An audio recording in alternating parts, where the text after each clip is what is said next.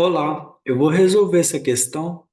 A Torre Eiffel é uma torre treliça de ferro do século XIX, localizada no Camp de Mars, em Paris, e que se tornou um ícone mundial da França. A torre, que é o edifício mais alto da cidade, tem 324 metros de altura e é o monumento pago mais visitado do mundo, com milhões de pessoas frequentando anualmente. Um visitante observa o topo da Torre Eiffel sob um ângulo de 30 graus com a horizontal, utilizando uma luneta com tripé. Sabe-se que a altura do equipamento no momento da visualização, conforme a figura a seguir, é de 1,70 metros. A alternativa correta, que indica a distância x em metros que a luneta está do centro da base da Torre Eiffel, e observação, seno de 30 é igual a meio e cosseno de 30 é igual a raiz de 3 sobre 2. Aí, observando o próprio esqueminha aqui da questão, veja que tem um triângulo retângulo. Ele é reto aqui, ó. Está um pouquinho apagado, eu vou desenhar de vermelho. Aqui tem um ângulo de 90 graus. Então, é um triângulo retângulo. Ele tem um ângulo reto.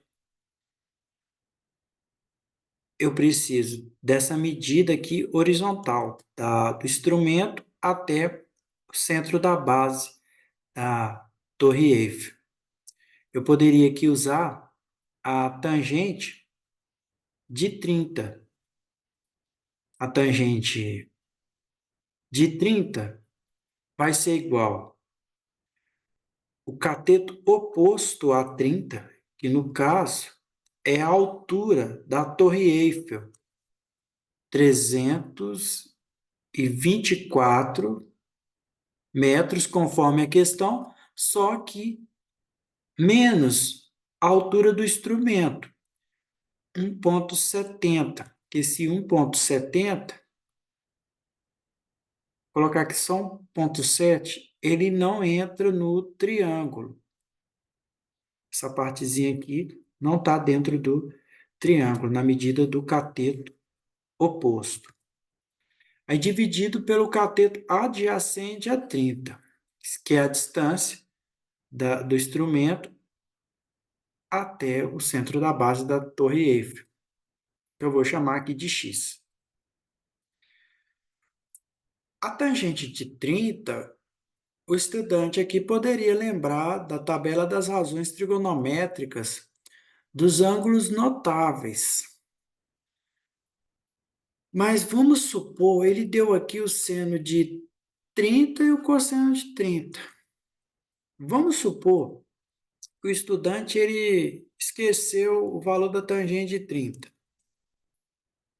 Ele poderia fazer o seguinte: a tangente de 30,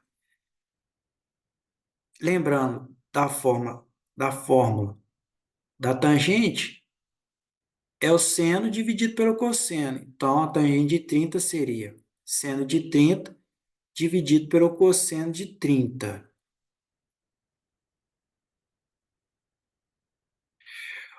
O seno de 30 é meio.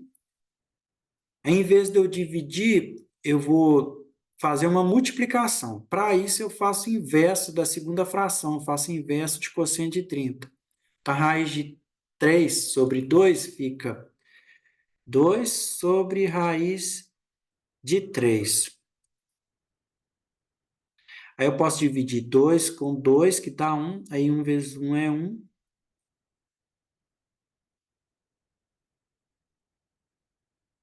E embaixo ficou raiz de 3.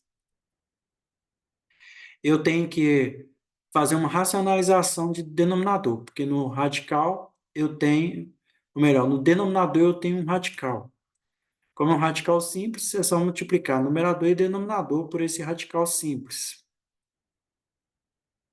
Aí 1 vezes raiz de 3, raiz de 3.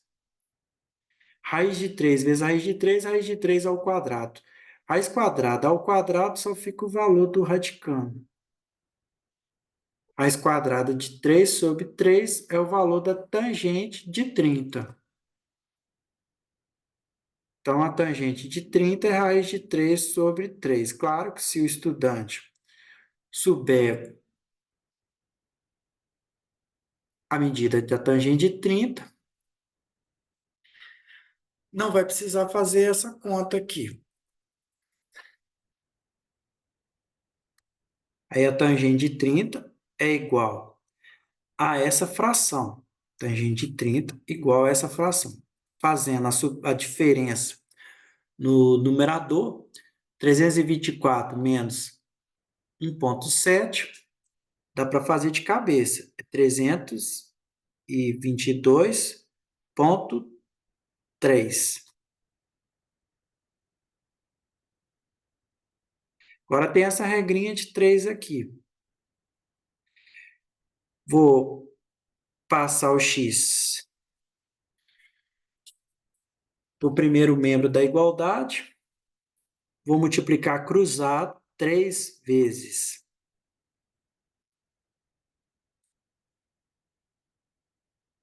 322,3. O raiz de 3 eu vou passar para baixo, dividindo. Troquei o x com raiz de 3 de lugar. Veja que tem um radical no denominador. Eu vou novamente fazer racionalização de denominador. Fazendo essa racionalização,